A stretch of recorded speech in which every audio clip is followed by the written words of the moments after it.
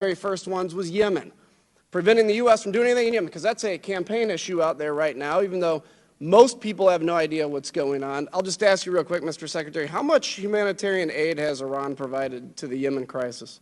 Zero. Thank you. I think a lot of folks did not even know who Soleimani was, and then all of a sudden find out he's killed, and then they're outraged about it. But when all this discussion about not having the authority, then you're saying that we didn't have the authority to defend ourselves and operate against Iranian IED networks in Iraq in 07 and 08.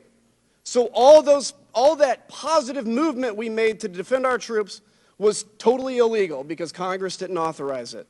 We killed the man responsible for these deaths. Mr. Secretary, let me ask you quickly, how many Americans have been killed and injured as a result of Mr. Soleimani?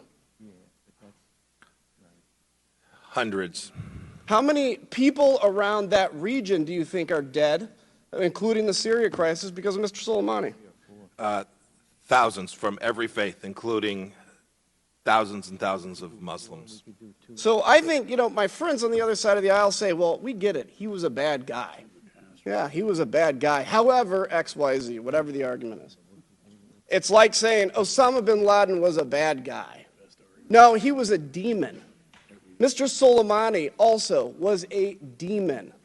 This is a guy that traveled around arrogantly in the Middle East, bragging about the amount of people he killed, bragging about his ability to expand the Iranian empire and the methods that come along with that. 500,000 dead Syrians right now. By the way, Assad would not be in power if it was not for Iran. We look at the destabilization of Lebanon. We look at the innocent dead people in Yemen, at the Yemen conflict. That's not America and Saudi Arabia.